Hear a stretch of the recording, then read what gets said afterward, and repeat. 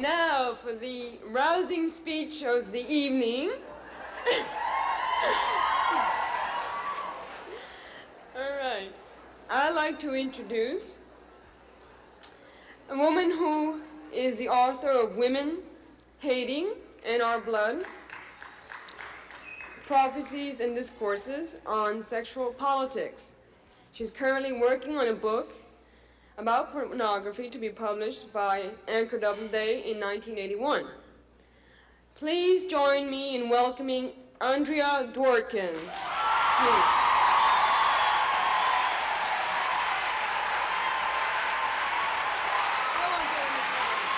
Thank you. Thank you. Thank you.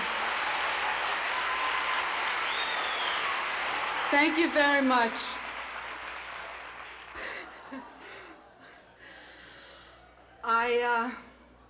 I'm very, very honored to be here this weekend.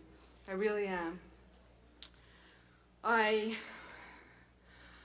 searched for something to say here today quite different from what I am going to say. I wanted to come here militant and proud and angry as hell, but more and more, anger is a pale shadow next to the grief that I feel. If a woman has any intrinsic sense of her own worth, seeing pornography in small bits and pieces can bring her to a useful rage. Studying pornography in quantity and depth, as I have been doing for more months than I care to remember, will turn that same woman into a mourner. The pornography itself is vile. To characterize it any other way would be to lie. No plague of male intellectualisms or sophistries can change or hide that simple fact.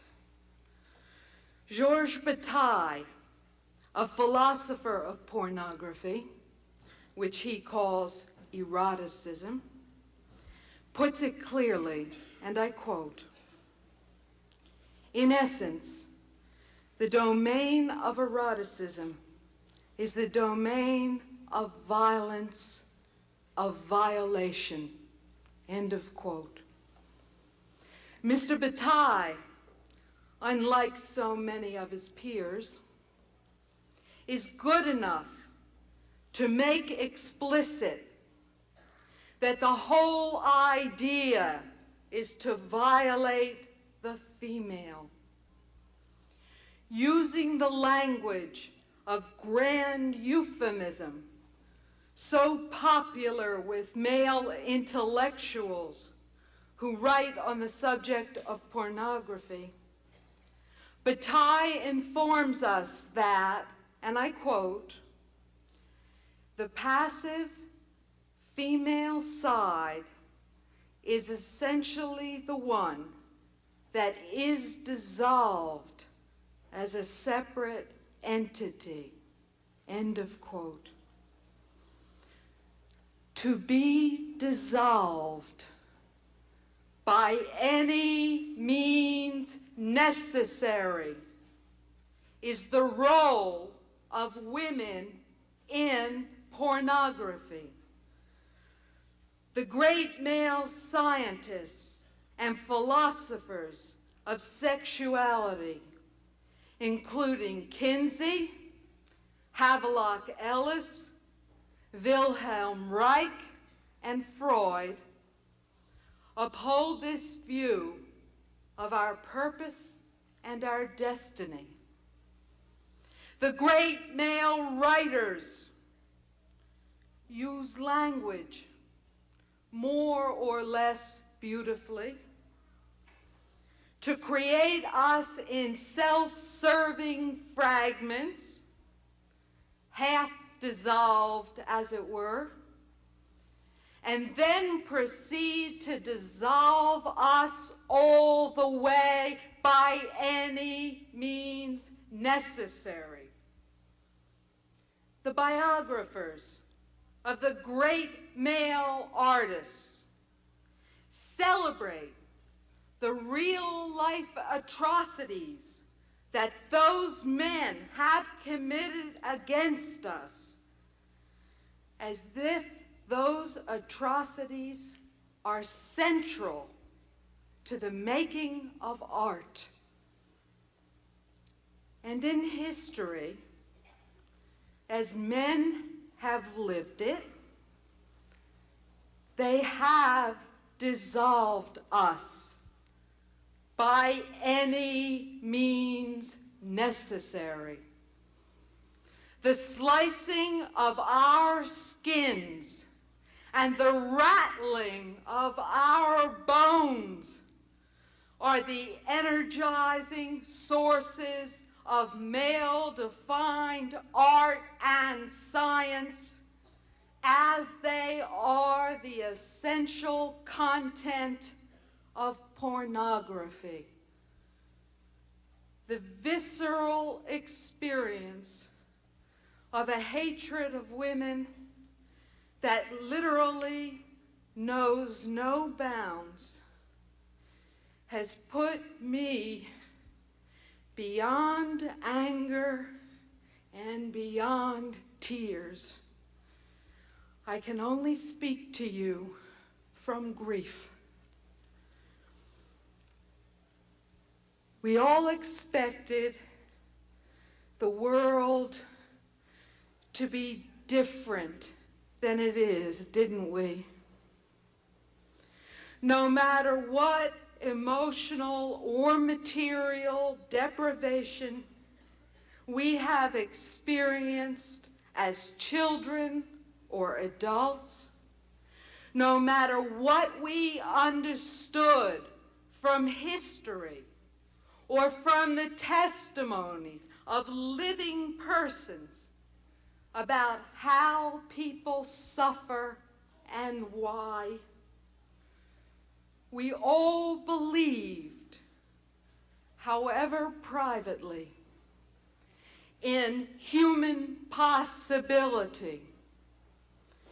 Some of us believed in art or literature or music or religion or revolution or in children or in the redeeming potential of eroticism or affection. No matter what we knew of cruelty, we all believed in kindness. And no matter what we knew of hatred, we all believed in friendship or love. Not one of us could have imagined or would have believed the simple facts of life as we have come to know them. The rapacity of male greed for dominance, the malignancy of male supremacy, the virulent contempt for women that is the very foundation of the culture in which we live.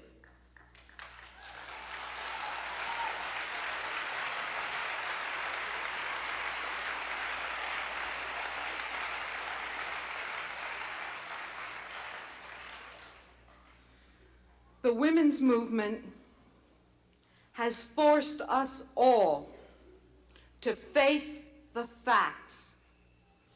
But no matter how brave and clear-sighted we are, no matter how far we are willing to go or are forced to go, in viewing reality without romance or illusion, we are simply overwhelmed by the male hatred of our kind, its morbidity, its compulsiveness, its obsessiveness, its celebration of itself in every detail of life and art.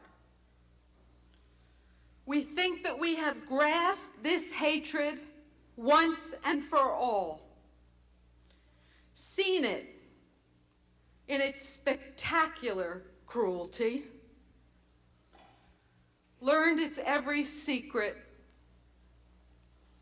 got used to it, or risen above it, or organized against it so as to be protected from its worst excesses. We think that we know all that there is to know about what men do to women, even if we cannot imagine why they do what they do. When something happens that simply drives us mad, out of our minds, so that we are again imprisoned like caged animals in the numbing reality of male control, male revenge against no one knows what, male hatred of our very being. One can know everything and still not imagine snuff films.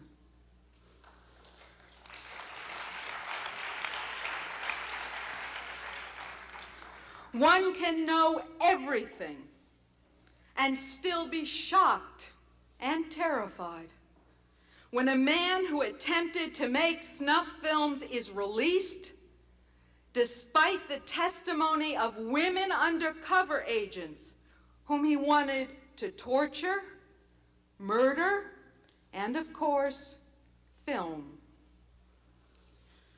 One can know everything and still be stunned and paralyzed when one meets a child who is being continuously raped by her father or another male relative. One can know everything and still be reduced to sputtering like an idiot when a woman is prosecuted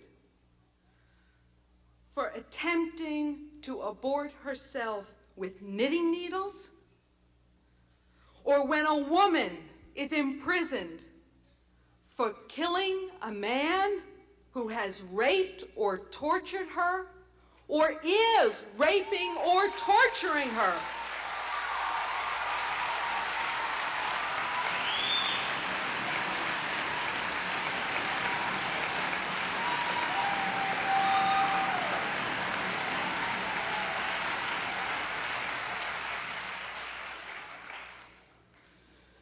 One can know everything and still want to kill and be dead simultaneously.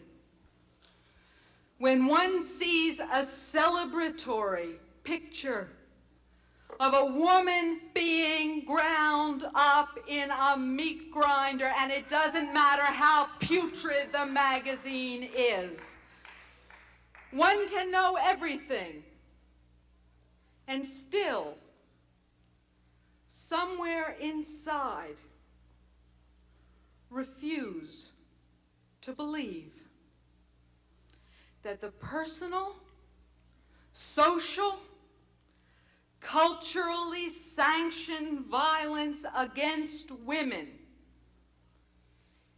is unlimited, unpredictable, pervasive, constant, ruthless, and happily and unself-consciously sadistic. One can know everything and still be unable to accept the fact that sex and murder are fused in the male consciousness, so that the one without the imminent possibility of the other is unthinkable and, in this society, impossible. One can know everything and still, at bottom, refuse to accept that the annihilation of women is the source of meaning and identity for men. One can know everything and still want desperately to know nothing, because to face what we know is to question whether life is worth anything at all. The pornographers, modern and ancient, visual and literary, vulgar and aristocratic, put forth one consistent proposition: erotic pleasure for men is derived from and predicated on the savage destruction of women. As the world's most honored pornographer, the Marquis de Sade, called by male scholars the Divine Marquis, wrote in one of his more restrained and civil moments, and I quote, "There's not a woman on earth who'd ever have had cause to complain of my services if I'd been sure of being able to kill her afterward." End of quote.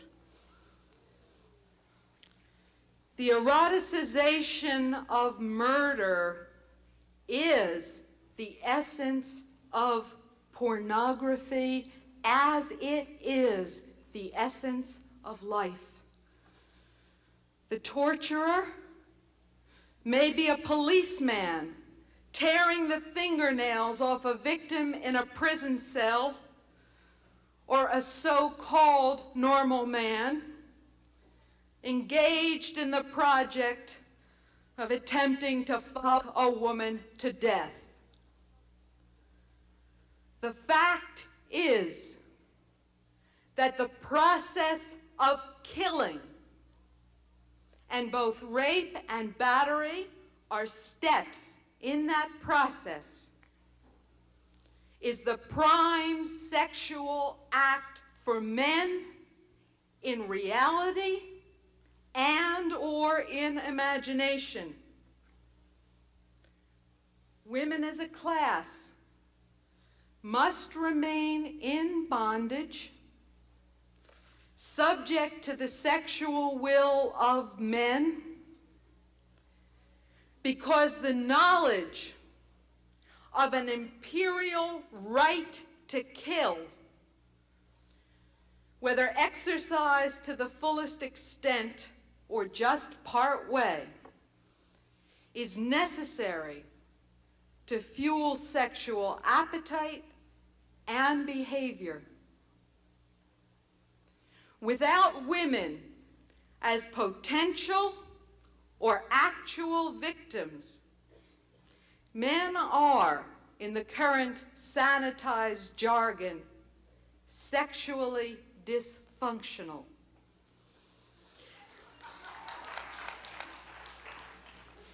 This same motif also operates among male homosexuals, where force and/or convention designate some males as female or feminized.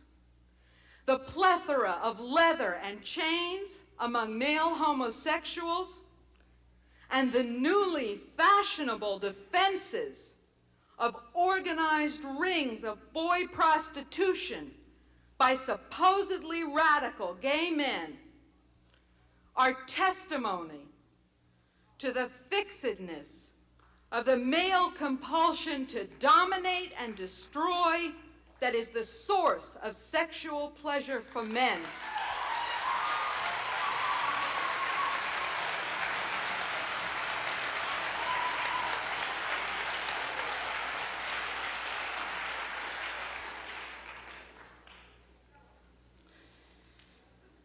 The most terrible thing about pornography is that it tells male truth.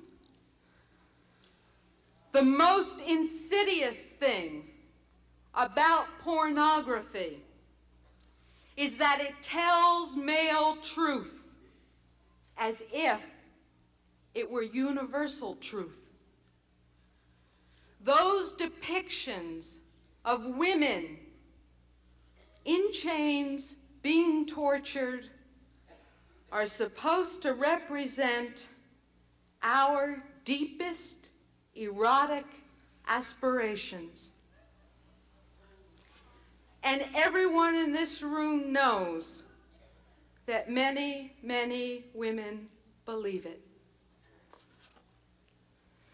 The most important thing about pornography is that the values in it are the common values of men. This is the crucial fact that both the male right and the male left, in their differing but mutually reinforcing ways, want to keep hidden from women. The male right wants to hide the pornography, and the male left wants to hide its meaning.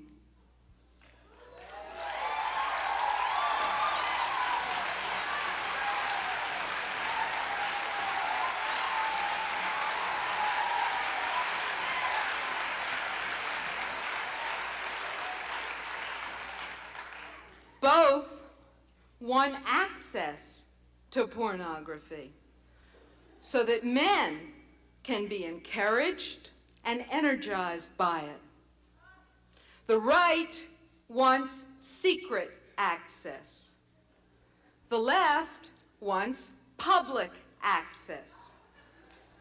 But whether we see the pornography or not, the values expressed in it are the values expressed in the acts of rape and wife-beating, in the legal system, in religion, in art and in literature, in systematic economic discrimination against women, in the moribund academies, and by the good and wise and kind and enlightened in all of these fields and areas. Pornography is not a genre of expression separate and different from the rest of life.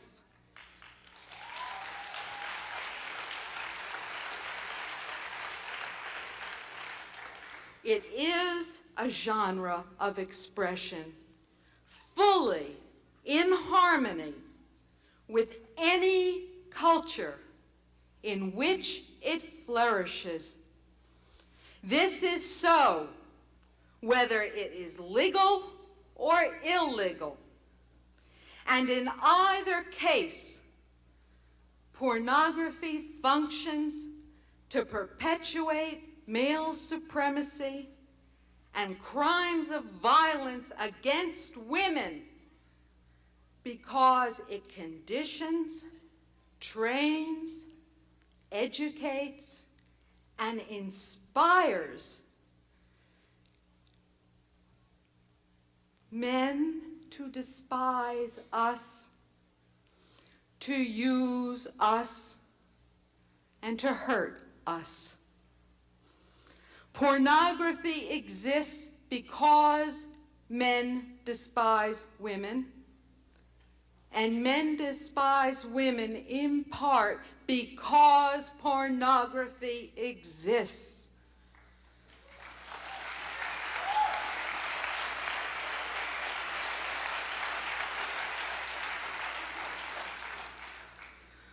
For myself, pornography has defeated me in a way that, at least so far, life has not.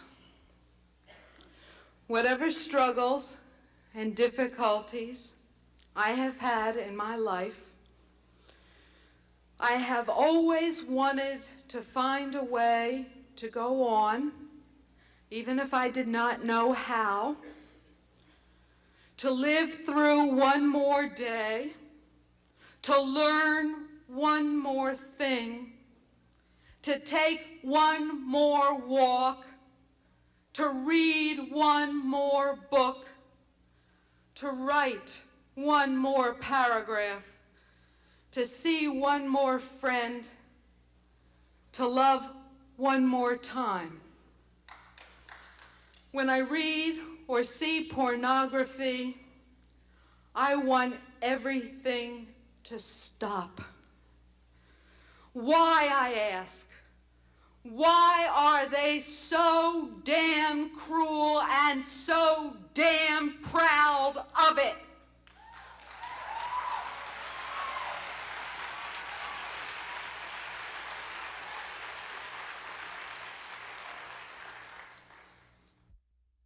Sometimes it is a detail that drives me mad. There is a series of photographs. A woman slicing her breasts with a knife, smearing her own blood on her own body, sticking a sword up her vagina, and she is smiling. And it is the smile that drives me out of my mind. There is a record album plastered all over a huge display window. The picture on the album is a profile view of a woman's thighs. Her crotch is suggested because we know it is there. It is not shown. The title of the album is Plug Me to Death. And it is the use of the first person that drives me mad. Plug me to death. The arrogance, the cold-blooded arrogance. And how can it go on like this? Senseless, entirely brutal, inane, day after day and year after year. These images and ideas and values pouring out, packaged, bought and sold, promoted, enduring on and on, and no one stops it, and our darling boy intellectuals defend it,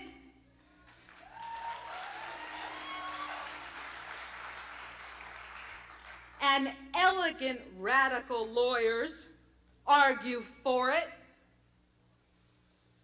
and men of every sort cannot and will not live without it. And life, which means everything to me, becomes meaningless because these celebrations of cruelty destroy my very capacity to feel and to care and to hope. I hate the pornographers most of all for depriving me of hope. The psychic violence in pornography is unbearable in and of itself. It acts on one like a bludgeon until one's sensibility is pummeled flat and one's heart goes dead. One becomes numb.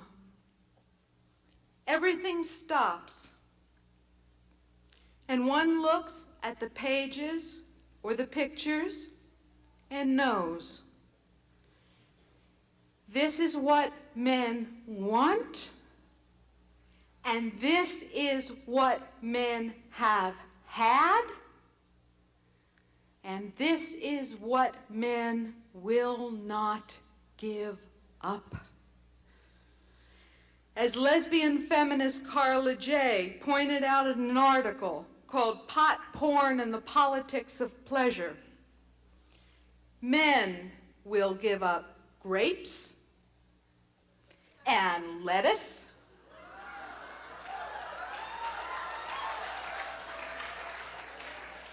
and orange juice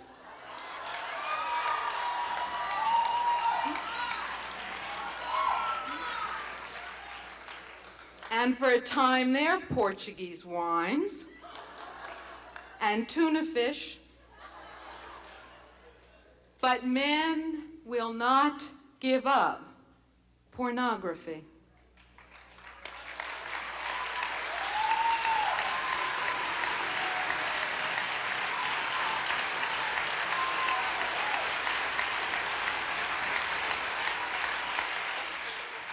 And yes, one wants to take it from them, to burn it, to rip it up, bomb it, raze their theaters and publishing houses to the ground.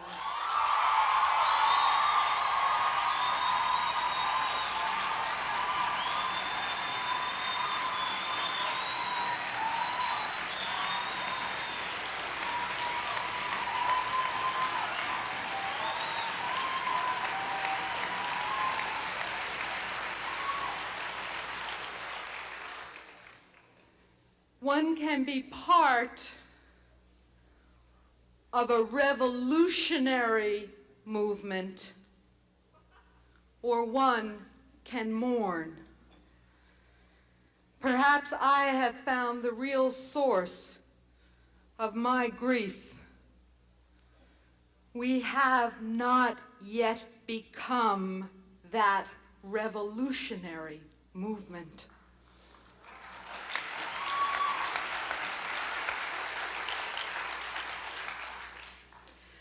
Tonight, we are going to walk together, all of us, to take back the night